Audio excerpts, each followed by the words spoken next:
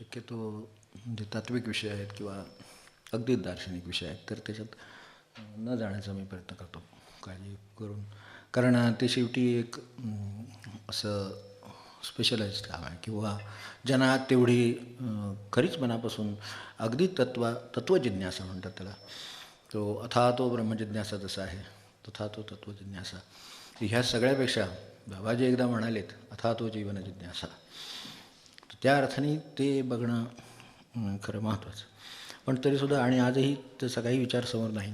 फक्त एक 4 मुद्दे फक्त आपल्यासमोर आजच्या दिवसाचं एक महात्म्य म्हणून ठेवायचे आहे. कारण जे कृष्णमूर्तींच्या महत्त्वाच्या काही नव्या विचारांचा परिचय एक 15 दिवसापूर्वी आपण 11 तारखेच्या शनिवारच्या निमित्ताने बघितला. तर त्यांना आधुनिक बुद्ध म्हणून ओळखलं जातं. आपल्यासमोर असू दे, ज्यांना माहीत आहे त्यांना माहीत असेलच.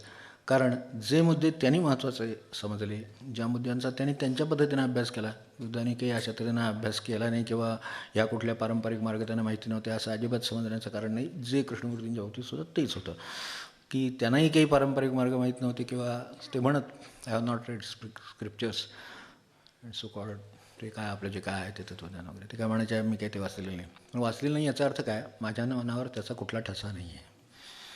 हे आपल्याला ज्यावेळेला खोल जातो त्यावेळेला लक्षात येतं की नाही माहिती आहे. तिच्या अर्थी गीतेचा संबंध सांगतायत, याचा संबंध सांगतायत, अमृतानुभवाचा सांगतायत, त्या अर्थी त्यांना ते माहीत नाही असं नाही आहे. त्यांच्या भाषेत त्यांनी त्यांच्या पद्धतीनं ते अभ्यासलेलं आहे. फक्त त्याचं कुठलं ओझं त्यांच्या मनावर नाही, कसले ठसे नाहीत आणि ते थेट तुमच्यात आमच्यात काय असेल ते संवादाबद्दल बोलू इच्छितात. त्यांच्या कुठल्याही फरक एवढाच की त्यांचा कुठला धर्मपंथ स्थापन करण्याचा उद्देश नव्हता. इथेही ह्यांचा उद्देश तो नव्हता. यांचा उद्देश खरं म्हणजे जो कृष्णमूर्तींचा होता तोच होता मानवी दुःख हा समोरचा प्रश्न आहे. आणि त्यातलेच 4 मुद्दे फक्त त्यांचे जे प्रसिद्ध आहेत की जे आपल्याला माहिती असतील. सर्वम क्षणिकम, त्यांचे काही सिद्धांत हे प्रसिद्ध आहेत. त्यांची अव्याकृत म्हणतात, म्हणजे ज्याच्यावर त्यांनी काही बोलण्याचं नाकारलं. मागे एकदा संदर्भाने एकदा उल्लेख केला होता की मृत्यूनंतर काय होईल, अमकं काय होईल. ती म्हणली काय करायचं आपल्याला, प्रारब्धाचा सिद्धांत आहे ठीक आहे, त्यांच्या दृष्टीने त्यात काही पडायचं कारण नाही. काय ते करायला लागतंच आहे ना आपल्याला, त्यालाच म्हणा एक सोय म्हणा. महाराज जे म्हणायचे ना की न कळणाऱ्या गोष्टींचं कारण म्हणजे प्रारब्ध, तर तेच ते म्हणजे थोडक्यात ते कळत नाही असं म्हटलं की काय होतं. मला कळणार म्हटलं की झगडा करत बसावं लागतं आणि ते तर कळत नाही. मग नुसताच झगडा उरतो आणि त्याचा त्रास उरतो. बरं ते बघायचं ते आहेच आहे त्रास. मग त्याच्यापेक्षा ते ओलांडायला सोपा मार्ग म्हणजे ते प्रारब्ध आहे, चला पुढं असं म्हणण्यासारखं आहे ते. तर तसं बुद्धाच्या बाबतीत सर्वम क्षणिकम सर्वम दुःखम, त्याचे 1-2-3 सिद्धांतातले एक महत्त्वाचे भाग फक्त बघू की सर्वम क्षणिकम सर्वम दुःखम. तर सर्वम क्षणिकम हे एवढ्यासाठी लक्षात ठेवावं. खरं सांगायचं तर क्षणिक याचा अर्थ अगदी अशा अर्थाने घेऊ नये की क्षण म्हणजे अगदी तो मोजता येत नाही. तो ते बिंदूची व्याख्या करता येत नाही. टिंबाची व्याख्या ते विनोबा म्हणाले तसं आहे शेवटी. ज्याला लांबी नाही, ज्याला रुंदी नाही, ज्याला हे नाही. आज ज्याला लांबी नाही रुंदी नाही तुम्ही त्याची व्याख्या कशी करता, ते काढून दाखवा ना कसं ते. मग ते टिंब काढल्यावर त्याला काहीतरी लांबी रुंदी येतेच का नाही. त्या मायक्रोस्कोपमधनं त्यातले जंतू दिसतात म्हणजे आपल्याला डोळ्यासुद्धा दिसत नाही. आता त्याची काय व्याख्या काय करणार का आपण, ते पाहणार, त्याच्यासाठी साहित्य मिळवणार. आता त्यांची ते तपश्चर्याने मिळवलेलं साहित्य आहे, ते त्यातून पाहिलं की मिळतं. तसं यांच्या तपश्चर्याने मिळवलेलं साहित्य आपण आपल्या तपश्चर्याने मिळवलं तर आपल्यालाही दिसेल. सरळ जर का निष्ठा हे आहे तर सर्व क्षणिकम याचा अर्थ शब्दार्थाने घ्यायचा नसून हे सगळं पासिंग आहे. साक्षात कृष्णमूर्ती शेवटी त्यांना म्हणाले होते एकदा की ते कोणीतरी गुरुबिरू असं म्हणत. ते म्हणले नथिंग लाईक दॅट, मी काही तसं म्हणत नाही, I am a passer by. जाताना बरोबर एखादा मनुष्य असतो तो तुमची सोबत करतो, 4 तुमच्यात गप्पा गोष्टी सुखदुःखाच्या होतात आणि तो पुढे जातो. त्याच्याकडून तुम्हाला एखादी गुरुकडून कळणार नाही अशी गोष्ट कळते. हां हे मान्य आहे. पण तरीसुद्धा त्या अर्थाने केलं I am a passer by, मी तुमच्याबरोबर आलो तुमच्यासारखाच जाणार. ज्या अर्थाने माणसं गुरुंना ओळखतात ती शरीरानेच ओळखतात. तर त्या अर्थाने तसं जसं शरीरात आलो तसाच तुम्हीही जाणार आणि मीही जाणार आणि जगही जाणार. या अर्थाने I am a passer by. ह्याचा अर्थ ती भासरबाय आहेत असं समजायचं आपण कारण नाही. तर ते काय म्हणतायत ते लक्षात घेणं आवश्यक आहे. सर्वम क्षणिकम याचा अर्थ अगदी प्रत्येक, पण तसं अगदी बारीक तर्कदृष्टीने पाहतं खरोखर प्रत्येक क्षणी हे बदलतं आहेच. आपल्या जे शरीरशास्त्राचा अभ्यास करणारे लोक त्यांना माहिती असेल की प्रत्येक क्षणी हालचाल होते आणि प्रत्येक क्षणी हालचाल होते म्हणून आपण आहोत हे तितकंच खरं आहे. त्यातले काही क्षण हालचाल कुठल्याही जरी थांबल्या तरीसुद्धा आपल्याला पुढे जगता येणं किंवा एखादं फंक्शन, एखादं त्यातलं कार्य हे आपल्या शरीरातलं चालणार नाही. त्या अर्थाने क्षणिक आहे हे खरं आहे. फक्त क्षणिक आहे याचा अर्थ तितकंच ते अशाश्वत आहे असं समजायला हरकत नाही, की क्षणिक आहे म्हणून सर्वं क्षणिकम. आणि सर्वं क्षणिकम आहे हे आपल्या मनाला चालत नाही.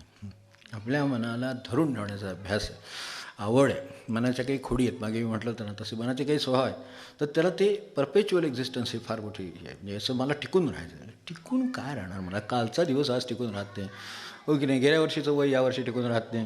म्हणजे गेल्या वर्षीचं वय असं तरी म्हणू, मोघाने मोघम म्हणू, म्हणजे लक्षात येईल. तर मग तसंच खाली आलं तर शेवटी कालचा क्षण आत्ता नाही. आत्ता बोलतो सुरुवात केली तो क्षण आत्ता नाही. आत्ता भजन म्हणत होतो तो क्षण आत्ताचा नाही. आत्ताचा क्षण वेगळा आहे. तर या क्षणाला क्षणासारखे सामोरे जा, तेच आज वर्तमान.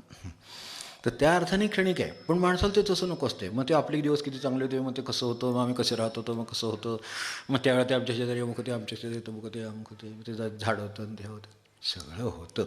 आत्ता तिथं रोडवर फिरवून मोठ्या बिल्डिंग झाल्या, ते ओळखत नाही, जाऊन गेलं तिकडे. तर असं कशाला आपण त्याच्यात गुंतावं. तर या अर्थाने ठीक आहे, आपला टाईमपास आता काहीच वेळ जात नाही आहे. वेळ कसा चांगला घालावा हे कळत नाही आहे समजा, असं समजा. तर ते कसं का, मग त्या ठिकाणी हे ठीक आहे, पण ते तेवढ्यापुरतंच ठीक आहे. काय समजा काही तास, काही एखाद दिवस कधीतरी एखादी आठवण आली आहे, ठीक आहे, इथपर्यंत ठीक आहे. बरं त्यातून काय शिकण्यासारखं आहे का. ते झाड असं तो वाकडं होतं, ते आमच्या डोक्याला लागत होतं, हे आठवणी करून करायचं करायचं काय आपल्याला. क्षणिकम तर क्षणिकम. आत्ता या क्षणी काय आहे, या क्षणी काय नाही. आपल्या दुप्पट उंचीचं दार आहे, मग बाद झालं की आता त्यातनं जावं मधनं अन्न. मग ते सुद्धा काही लक्षात ठेवू नये. तर त्यासाठी सर्वं क्षणिकम. त्या काय सांगता येत नाही त्याचंसुद्धा. समजा असलं डुप्लिकेट निघालं तर काय करायचं, देवदाराने अमुक येतं. म्हणजे समजा ते डुप्लिकेट निघालं होतं तर तेही पडेल. मग पडलं तर पडलं, होतं तेव्हा होतं, नाही तेव्हा नाही. नाही तरी माणसाचं काय आहे तेव्हा आहे, नाही तेव्हा नाही, हेच आहे ना. त्यांना बघून यायला म्हणून आपण येतो, ते घरी येईपर्यंत गेले म्हणून जायला लागते. तर काय करणार, जे आहे ते सर्वं क्षणिकम. मग क्षणिकम म्हणल्यानंतर माणसाच्या दुःखाचं जे मूळ आहे, आसक्ती, ती तिथे आहे त्यांचं म्हणणं. ती त्याच्यातली बाजूला होते. ती म्हणते आत्ता आहे, कालही होतं, आत्ताही आहे, पण उद्याचं नाही आणि पुढच्या क्षणीही नाही. उद्याचं तर नाहीच नाही. पण त्या अर्थाने हे सर्व क्षणिक आहे एवढं लक्षात ठेवावं. आता सर्व क्षणिक आहे म्हणजे थोडासा निवृत्तीवाद याच्यामध्ये आहे, नाही असं नाही. मी काही तर मला त्या बाकीच्या गोष्टीत काही शिरायचंच नाही. आपल्याला काय घ्यायचं ते घ्यायचं. मग आता ते उद्याचं प्लॅनिंग, मग माझं हे, मग मॅनेजमेंट आणि अमकं नमकं सगळं आहे. करा, काय करायचं ते. आपल्याला जे प्लॅनिंग मॅनेजमेंट काय जे करायचं आहे ते अवश्य करावं. त्यामध्ये सगळे फॅक्टर्स लक्षात घ्यावे. पास्ट एक्सपिरियन्स, अमुक तमुक, फ्युचर प्रोजेक्शन्स आहे, ते सगळं काय चाललं ते चालू दे. फक्त सर्व क्षणिक आहे. जे आपण केलेलं प्लॅनिंगचं कागदसुद्धा पुन्हा सापडेल अशी गॅरंटी नाही. पण आपण जे काय कम्प्युटरवर ठेवले ते पुन्हा आपल्याला हवं त्याच वेळेला तसंच दिसेल अशी गॅरंटी नाही. आपण पुन्हा ऑन केल्यावर काहीतरी नाही, हार्ड डिस्क नॉट डिटेक्टेड म्हटलं की संपलं, काय दिसतच नाही, पुढचं काय नाही. म्हणजे इतकं जर ते क्षणिक आहे हे केव्हा कळतं. खरोखर कम्प्युटर विश्वात जे असतील, म्हणजे जवळजवळ सगळे असतातच वेगवेगळ्या कारणाने, तर ते त्यांना तर नक्की माहिती असेल हे की सर्वं क्षणिकम. ते त्या क्षणी म्हणजे त्या क्षणीच, पुढच्या क्षणी नाही. फक्त मग सगळं सोडून द्यावं काय, ते करत राहावं. फक्त सिनेमात काम केल्यासारखं आहे. जे आपला ज्ञानेश्वरीत परवा मागच्या वेळेला विषय चालला होता तसं आहे. मग तेवढं करावं. मग होतं काय, सुखदुःख कशामुळे, ते क्षणिक आहे न ओळखल्यामुळे आहे. म्हणून दुःखाचं कारण या अर्थाने या गोष्टी लक्षात ठेवा. त्यांचे ते सिद्धांत. एक सर्वं क्षणिकम, मला खोलात आवड आहे याच्यात, पण सर्वं दुःखम तो पण त्यांचा सिद्धांत आहे. सर्वं दुःखम म्हणजे आता सर्वं दुःखम म्हटलं तर आपण म्हणू तसं कसं, किती आनंदात आहोत आम्ही, काय होत नाही तोपर्यंत, कुणी काय बोललं नाही तोपर्यंत, सगळं व्यवस्थित चालले मनासारखं तोपर्यंत, शरीर ठाकठीक आहे तोपर्यंत. अहो नुसतं बसलं पायाला कळ लागली तर वाटते एकदा लवकर संपलं तर बरं होईल, हो की नाही, वाटतं बरोबर आहे माणसाला. तर ते म्हणजे तिथेसुद्धा तेच, तसं ते सर्व दुःखकारकच आहे. फक्त आपण आता काय, त्यातल्या त्यात गरिबीतला माणूस असतो, तो सणवार आला की जसं उदारसनवारी करून तो साजरा करतो, काय लाईटिंग लावतो, हे करतो ते करतो. त्याला वाटतं की ह्याच्यामुळं मोठं सुख निर्माण आणि केवढा आनंद, म्हणजे असं वाटतं. आणि नंतर मग काय, आता समजा आनंद आहे, पण दुसऱ्या दिवशी शेवटी काय होतं, ते लाईटिंग काढावंच लागतं. फटाके वाजवले ते विसतात शेवटी, म्हणजे फटाके वाजवले तेव्हा आनंद असं एकदम काहीतरी ती मुलं नाचतात तसं.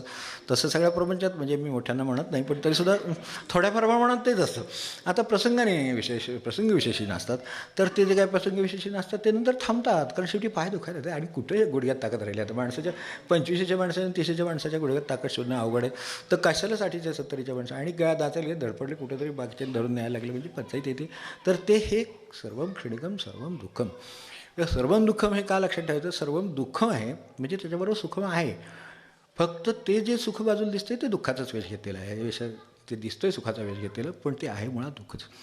किंवा अशा तऱ्हेनं आपल्या आयुष्यात किती गोष्टी आपण मागितल्या असतील, पण त्या सुखाच्याही वाटल्या असतील, पण त्यानंतर दुःखाच्या निघतात. कारण वेश झाला की बाजूला की ते दुःख आहे लक्षात येतं. कारण ह्यातल्या कुठल्याच सर्वं क्षणिकम हा सिद्धांत काही सुखाला लागू नये दुःखाला लागू नये का दोघांनाही लागूच आहे. त्यामुळं ते इंटरमिडियंटली हे सारखं असं माणसाला हे काय व्यवस्था ते समुद्राचं पाणी स्थिर आहे, खूप लांबून तसं वाटतं का अथांग समुद्र पसरला आहे वगैरे, ती कविता वगैरे लिहिली असं तर बाजूला तिथे म्हणजे 50 फुटावर बसावं लागतं. पण ते तिकडे बसलं म्हणजे मग तिथून बसून अथांग सागरावर माझे मन विहरत वगैरे ते ठीक आहे, म्हणजे ते तसं तुम्ही करू शकता. पण जवळ जर गेलात तर खालची पाण्याखालची वायू किंवा पसरेल सरकेल पाण्याखालची, आपल्याला माहिती आहे वाळूत जातात पुढे पुढे आणि नंतर थोड्या वेळानं लक्षात येतं की कदाचित यात धोका आहे. मग आपलं सुरक्षितपणे मागे यायचं किंवा आपलं शौर्य दाखवायचं, आणखीन लोकांना म्हणायचं ह्याच्या पुढे जाणं फार अवघड असतं वगैरे म्हणत मागे यायचं. ते शेवटी कारण ते कळतंच लोकांना की ह्याच्या पुढे गेलं तर ह्यांना काय पुढे मागे आणि शक्यता दिसत नाही आहे. आणि समुद्राचं फार कठीण असतं, जितकी लाट वर नेणारी असते तितकी आत जाणारी त्याच्यापेक्षा वेगाने जाते. मग ती ज्या वेळेला ज्याला त्याचे तो माहीर आहे त्यालाच ठीक येते, आणि त्यालासुद्धा ते ठीकच असेल असं सांगता येत नाही. कारण कित्येक पोहणारी माणसं मग बुडली नसतील, बुडून जातात चांगल्या अर्थाने, खरोखर म्हणजे अगदी शब्दशः आणि खऱ्या अर्थाने त्यांच्या हातात नसताना ती मग बुडून गेली नसती कधी. जर असतं की केव्हाही त्याच्यावर एवढं प्रभुत्व आहे, तर मग प्रभुत्व असून ते काय उपयोग होत नाही. आपल्याकडे ऑपरेशन थिएटरमध्ये टेबलावर बांधून जातो, आणि एवढी माणसं 10-12 उभी आहेत, एवढी माहीर आहेत सगळी एकाधिक, पण ते आत्ता आम्ही काही करू शकत नाही. म्हणजे ते तसंच आहे, ते क्षणिकच आहे. ठीक आहे, इथे घडलं सोडून द्या, तिथे घडेल समुद्राच्या काठावर तरी काय होणार आहे. शेवटी तसं होऊ शकतं. विहिरीत अत्यंत यांना उत्तम पोहणारे सुद्धा एक क्षण असा येतो काहीतरी त्यांचं नियंत्रण जातं त्याच्यावरचं, आणि त्यांच्या हालचाली थांबतात आणि काही करू शकत नाहीत. हे आपण बघतो. ते सर्वं क्षणिकम सर्वं दुःखम. दुःखम हे लक्षात ठेवलं ना तर थोडी सुखाची किंमत कळते. त्याची दुसरी बाजू आहे, जे आपल्या भाषेत आपण ते ट्रान्सलेट करून घ्यावं घेताना. सर्वं दुःखम हे बरोबर आहे, पण आता हा सीझन आहे, आपल्याला चांगली कल्पना आहे. यावेळेला जरा सगळे फॅन लावले गेले, तांत्रिक कारणासाठी आपण ते लावले नाही आहेत, आणि थोडीशी तपश्चर्या आपल्या हातून त्याचे एक निदान झुळूक तरी तपश्चर्येच्या मिळावी अशी अपेक्षा. ती जर बाहेरची झुळूक आली तर बरं वाटेल की नाही. पण हे इतकं जेव्हा धारा येत असतात आणि हे होत असतं अंगातून धारा येतात बसवत नाही, तर त्यावेळेला जेव्हा ती झुळूक येते तेव्हा त्या झुळुकीचं महत्त्व कळतं की हा गारवा काय आहे, हा वायू काय आहे, तो आपल्यासाठी वाहतो आहे, आपण त्याचा काय नक्की उपयोग करून घेतला. तर हे सगळे विचार त्यानिमित्ताने येतात. तेव्हा अशा वेळेला दुःख माणसाला सुखाची किंमत आणून देतं समोर. सुखाची किंमत काय होती हे त्याला दुःख भोगताना कळतं. तर त्यासाठी ते असू दे तसं, पण जगाचं स्वरूप त्याच्या दृष्टीनं असं आहे सर्वं दुःखम. आणि दुःख काय करतं, जितकं कधीही सावधानता माणसाला त्याच्या सगळं अनुकूलता असताना येत नाही, ती दुःखात येते. दुःख नेहमी सावधानता देऊन जातं. म्हणजे जे जागृत आहेत त्यांना. आता जो झोपला आहे तो सिंह असला तरीसुद्धा त्याच्यात पोटावरनं उंदीर जातो हे आपल्याला माहिती आहे. मग आता तशा अर्थानं नाही, पण जे सावध आहेत त्यांना दुःखा इतकी जाणीव देणारी, जागृत करणारी, मार्ग दाखवणारी, शोधायला लावणारी अशी गोष्ट दुसरी नाही.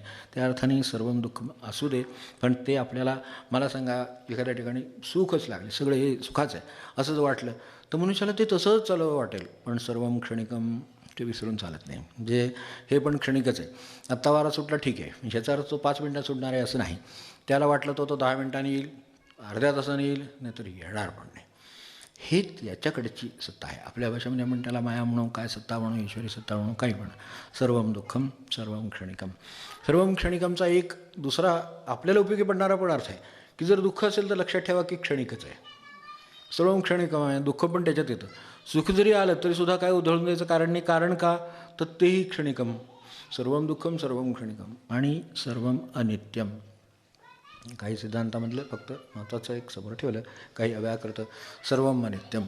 तर त्या अर्थाने यात नित्यता शोधणं म्हणजे मृगजळात पाणी शोधण्यासारखं आहे, दुसरं काही नाही. त्यातून लोटा भरून घेईन म्हणण्यासारखं आहे.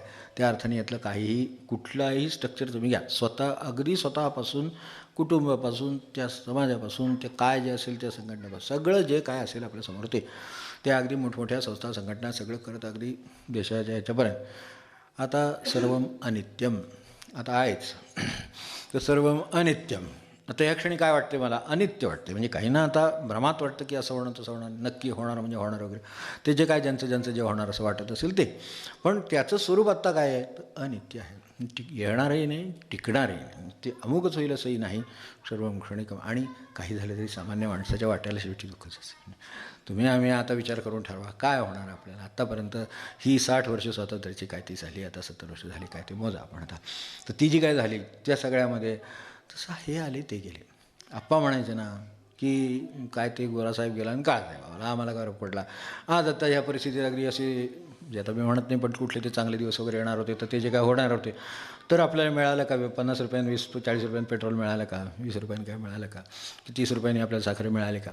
मला काय म्हणायचं आहे की प्रश्न मोठे असतील, त्यांची उत्तरही मोठी असतात, समर्थनही मोठी असतात, काय काय त्यांच्यामागे टॅगही मोठे असतील, त्यांच्या नाईलाज असतील वगैरे काय असेल ते असेल. पण आपल्याला मला काय लागतं, मला अन्नधान्य बाजारातले काय दूध पाणी वस्तू एवढ्या साध्या आणि काय हे म्हटलं तसं आता जावं लागतं वाहनाने म्हणून माणसाला पेट्रोलसारखी वस्तू लागते, डिझेल पेट्रोल काय असेल ते लागतं. ह्या माझ्याकरता ह्या पलीकडे तिकडे जगामध्ये ते ऑस्ट्रेलियाचे आणि त्या झेकोस्लोवाकियाचे आंतरराष्ट्रीय संबंध काय माझं त्याच्याशी काहीच म्हणजे येत नाही. ते तुम्ही कसे ठेवायचे तसे ठेवा, एकमेक आनंदात राहा, भांडत राहा, सुखात राहा, दुखात राहा.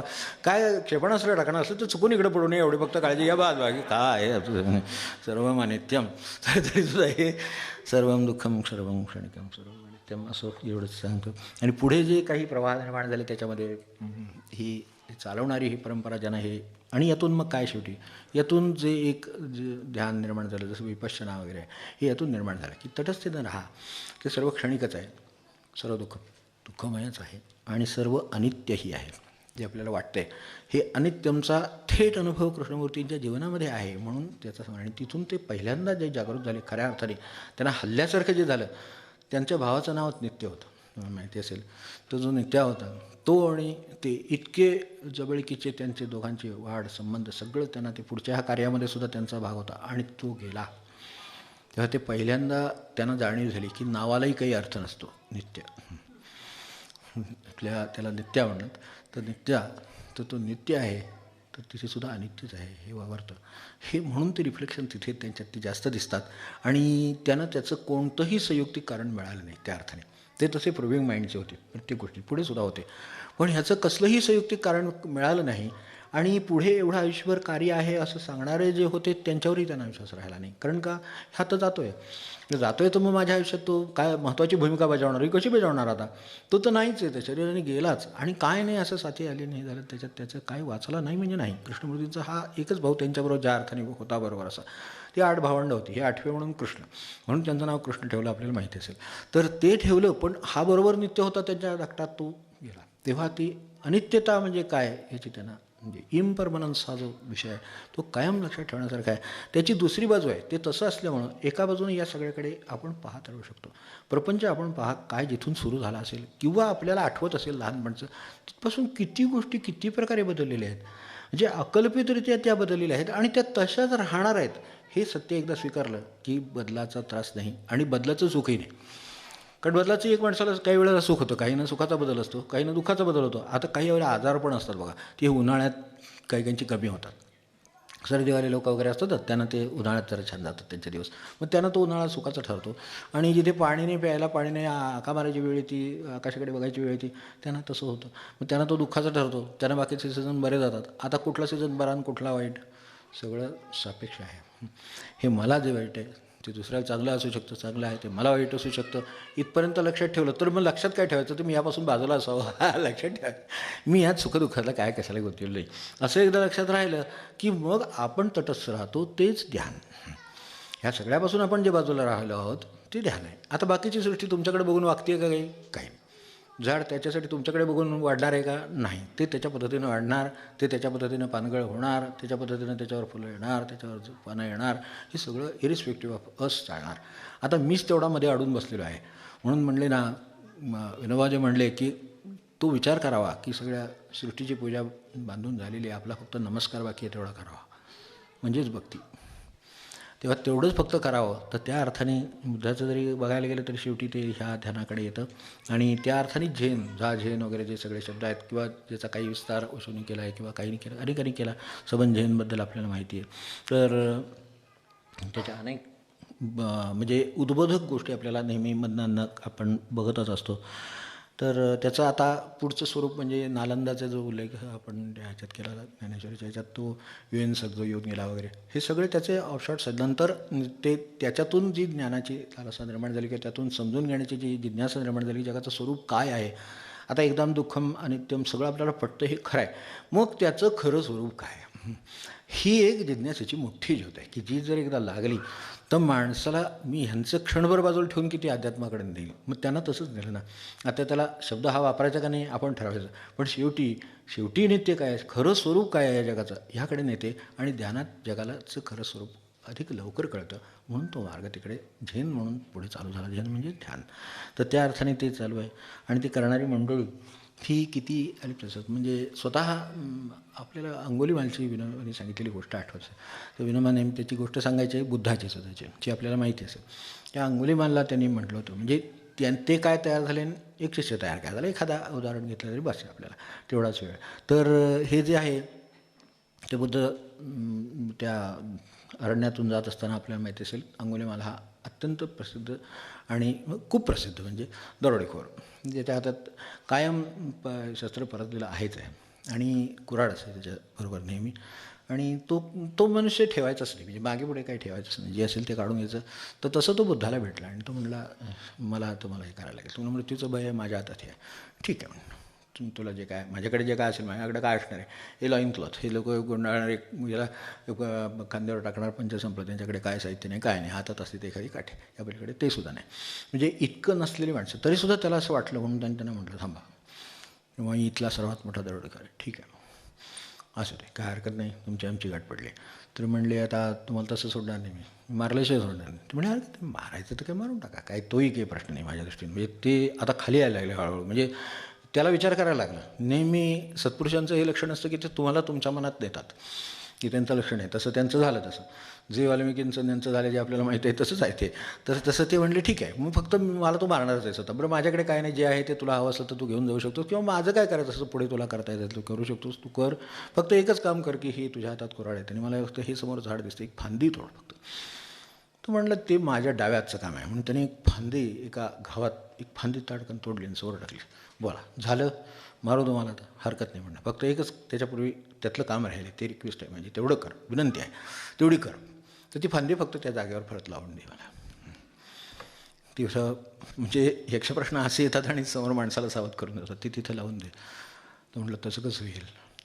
म्हटलं हे काय तुझं सामर्थ्य, तुझे काय म्हणतोयस माझ्या अंगी सामर्थ्य, माझ्या अंगी शक्ती आहे, मी वाटेल ते करू शकतो, तुम्ही एवढंच कर ना, तिथे ती फांदी लावून दे परत. तर तुला सामर्थ्याची कल्पना आहे का खरी काय. आता ती कुऱ्हाड आता काय अर्थच राहिला नव्हता त्याला. ती फुडली, हातातनं गळून पडली. आणि म्हणले ज्याला निर्मिती करता येते खऱ्या अर्थाने आणि ज्याला दुसऱ्याच्या दुःखावर फुंकर घालता येते, त्याला त्या अर्थाने जगवता येतं, त्याला खरं सामर्थ्य म्हणतात. तुझ्यात काय आहे तेवढं सांग मला.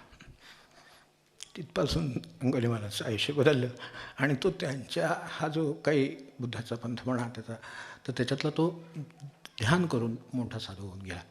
ज्याची ही अवस्था होती, जे अगदी पटण्यासारखं आहे. आणि खरं सामर्थ्य अशा तऱ्हेची, आता म्हणलं तू त्यांनी निर्मिती केली होती झाडाने, त्याचं सामर्थ्य तुझ्यापेक्षा जास्त आहे.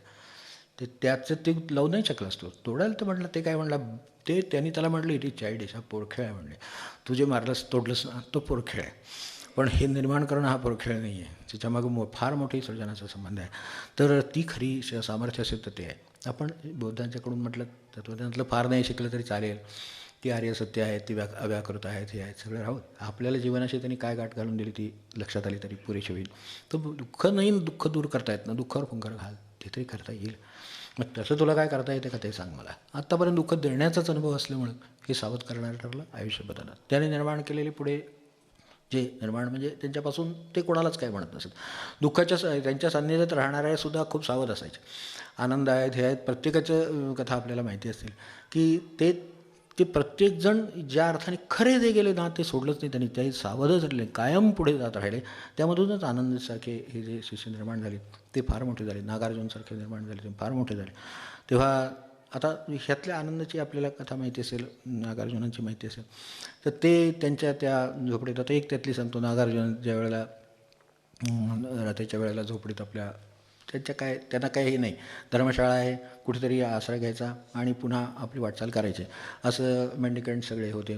तर ते तिथे झोपायची वेळ झाली, जेव्हा हलवायचं आहे, तर त्यावेळेला त्यांच्या लक्षात आलं की आपल्या धर्मशाळेच्या खांबाच्या बाहेरच्या बाजूला कुठेतरी हे करताय, खुसफुस आहे काहीतरी. म्हणून त्याने विचारलं की तू समोर ये सरळ. मग ते समोर आलं. म्हणून तर जसं त्याला आश्चर्य वाटलं की एखादा मनुष्य आपल्याला समोर या म्हणतो, त्याला तशा तऱ्हेचं, तोही चांगला दरोडेखोर असल्यामुळे त्याला तेवढं स्वतःच्या सामर्थ्याची खात्री होती आणि त्याचा उद्देश चोरीचा होता. तर ते आला समोर. तर म्हणलं ये समोर, तुझं काय काम आहे? तो म्हणला मग आता कसं आहे, आता ते एकदम थेटच झालं. तर तो म्हणला मला काही नाही, मी चोरी करायच्या उद्देशानं आलो होतो. म्हणलं तुमच्याकडे म्हणजे माझ्याकडे तसं चोरी करण्यासारखं खरोखरच काही नाही, मी अंगावर पांघरलेलं त्याचंही असंच लॉईन क्लॉथ, ते एक साधं कमरेला गुंडाळलेला पंचा. तर म्हणलं आता काय मी देणार तुला तरी? तर माझ्याजवळ लंच्या लंगोटीन खांद्यावरचं हे, ह्याच्यात तुला काय मिळणार? इथे काही नाही आहे. आणि खरं सांगू का, तुला जर म्हणजे तुझं जर कल्याण व्हायचं असेल तर माझ्याकडे एक वस्तू आहे जी मी मागितलेली नाही, पण ती मला मिळालेली आहे आणि ती मला सांभाळावी लागते. तर त्यांना ते जी भिक्षा मागत त्याच्यासाठी कटोरा असे, त्यांच्याकडे लाकडी कटोरे असतात, पूर्वी आपल्याला माहिती ते अजूनही असतात. तर त्यांच्याकडे सोन्याचा कटोरा, त्यांचा राजा हा त्यांचा एक फार मोठा, त्या काळातला राजा त्यांचा शिष्य होता, त्यांनी सोन्याचं कटोरा दिला होता. तर तो त्यांच्या तिथे उशाला तिथे ठेवलेला असे. सकाळी उठलं की झालं की कटोरा हे असतो म्हणजे मल्टीपर्पज सगळ्या दृष्टीनं. तर ते भिक्षा मागायचा कटोरा, तो त्यांनी राजाने म्हणून त्यांना सोन्याचा कटोरा दिला. त्यांना त्याची अपेक्षा पण नाही, त्यांनी मागितला पण नाही, कधी त्यांनी ठेवून पण घेतलं. म्हणजे आता त्याचं काय करायचं पुढे? आपलं दिला आहे तर ठेवला तर पाहिजे. तर म्हणजे माझ्याकडे सोन्याचा कटोरा, ह्या घेऊन जातोस काय एवढा? हो, मग एखाद्यानं एवढंसं मागव काहीतरी, एक डोळा परेशान सगळे शरीरात द्यावं, 2 डोळेसुद्धा नाही. तर तो बघत राहिला. तो म्हटला सोन्याचं मी खरंच घेऊ? तो म्हटला हो खरंच घेणार, मला व्यापच आहे त्याचा, घेऊन जा. तो कटोरा घेतला आणि तो निघून गेला. आणि हे निवांत म्हणजे मला निवांत झोपायला मोकळं झालं. हे निवांत झोपले आणि पहाट व्हायच्या आत तो मनुष्य धाराशिव भरायला परत येऊन तो कटोरा घेऊन. तो म्हणला हे तुम्ही दिलं पण मला झोप लागली नाही रात्रभर. सोन्याचा कटोरा घेऊन मला झोप लागली नाही. म्हणले मग तू कशासाठी आलास? तुला एवढा सोन्याचा कटोरा, तुझं आयुष्य जाईल आनंदात सगळ्या. दुसऱ्या चोऱ्या मारायचं तुला करायला नको, एवढं मी तुला दिलं आहे आता आणि माझ्याकडे काही नाहीच आहे. नाही, तो प्रश्न नाही. तो म्हणला मला हे आयुष्यभरात म्हणजे रात्रभर मी याच्यावर विचार करतो आहे. एक मनुष्य आपल्या समोर बोलावतो, त्याच्याकडे फक्त कटोराच आहे, तो सोन्याचा आहे. तर तो त्याला कसाही लपवून काय सांभाळून कसाही ठेवता आला असता. तो तुमच्याकडे असा कोणता गुण आहे किंवा कोणतं धैर्य तुमच्याकडे अशा तऱ्हेचं काय आहे की जे काय आहे ते मला माहीत नाही, की जे तुम्हाला सोन्याचा कटोरासुद्धा असा मातीच्या याच्यासारखा कडासारखा देऊन टाकता देण्याचं सामर्थ्य देतं, ते काय आहे तुमच्याकडे? त्याची मला जिज्ञासा रात्रभर लागते. ती जी काही विद्या आहे त्यातलं काहीतरी तुमच्याकडे असलं पाहिजे, ते मला शिकवा. आणि त्यासाठी मी आलेलो आहे हात जोडून. ता कटोरा मला नको म्हणला. जे परिवर्तन असतात ती कशातून होतात? म्हणून खरी म्हटलं ना, परिवर्तनं ही शांतीतून, क्षमेतून, त्यागातून, करुणेतून अशी झालेली आहेत. उपदेशाने परिवर्तन फारसे होत नाहीत. उपदेशानं घेणारा तसा लागतो तर एखाद वेळा उगवून येतं, जे तसं लागतं नाही तर उगवून येतं. पण अशानं जी परिवर्तनं होतात ती मात्र अनेकदा खरी होतात आणि चिरस्थायी होतात. त्याच्या आयुष्याचं सगळं परिवर्तन झालं. तुम्ही कोणतं धाडस किंवा कोणतं धैर्य काय म्हणायचं त्याला मला कळत नाही, पण तुमच्याकडे असं काय होतं की ज्याच्यापुढे तुम्ही कठोर सोन्याचं सुद्धा देऊन टाकू शकला आणि इतक्या सहजतेनं दिलं आणि तुम्हाला त्याचं आज काही नाही, तुम्ही सकाळी नेहमीसारखे उठल्यात, तुमचं दिनक्रम सुरू झालेलं आहे. तेवढं फक्त मला शिकवा. हे सगळे यातून निर्माण झालेले लोक आहेत, तर तेवढं आपण लक्षात ठेवू. आणि आधी थांबावं लागेल आपल्याला शेवटी, कारण असं तर काय आनंद आहे, हे आहे, सगळे म्हणले आहेत. आपण वाचत असताच मी आपलं उजळणी केल्यासारखं सांगतो काय, एवढंच समजून घेऊ आपण.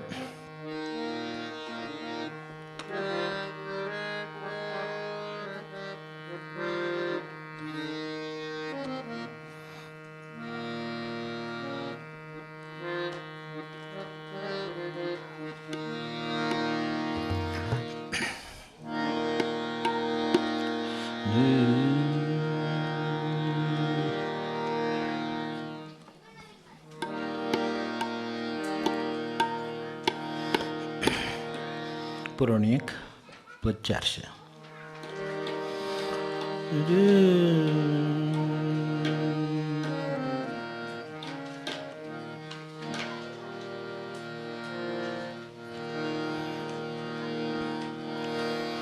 बाहुभारुनी दत्त करतो. काय होते भक्ताच्या ठिकाणी जेवढं धैर्य आहे ना, ते कसल्या शाळेत जाऊन मिळणार नाही, कुठं शिकून मिळणार नाही, काय प्रपंचात मिळणार नाही. हे भक्ताचं धाडस आहे. भाऊ भारुनी दत्त गरजतो, बाहू भारुनी दत्त गरजतो, भक्तांशी राखितो राखितो, भक्तांशी राखितो राखितो, भक्तांशी राखितो. बाहू भारुनी दत्त गरजतो, बाहू भारुनी दत्त गरजतो, भक्तांशी राखितो राखितो, भक्तांशी राखितो राखितो, भक्तांशी राखितो.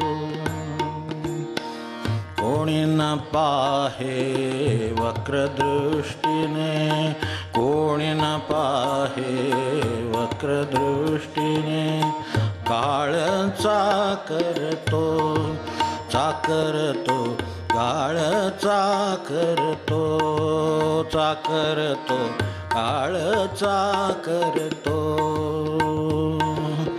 बाहू भारुनी दत्त गरजतो, बाहू भारुनी दत्त गरजतो, भक्तांशी राखितो राखितो, भक्तांशी राखितो राखितो, भक्तांशी राखितो.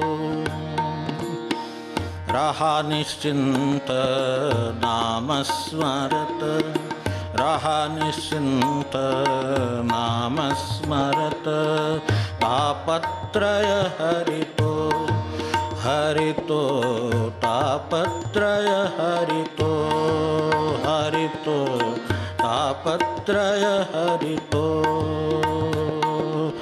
बाहू भारुनी दत्त गरजतो, बाहू भारुनी दत्त गरजतो, भक्तांशी राखितो राखितो, भक्तांशी राखितो राखितो, भक्तांशी राखितो. दत्तावधूत भजनी रमता, दत्तावधूत भजनी रमता, प्रेमामृत पाजितो पाजितो, प्रेमामृत पाजितो पाजितो, प्रेमामृत पाजितो. बाहू भारुनी दत्त गरजतो, बाहू भारुनी दत्त गरजतो, भक्तांशी राखितो राखितो, भक्तांशी राखितो राखितो, भक्तांशी राखितो.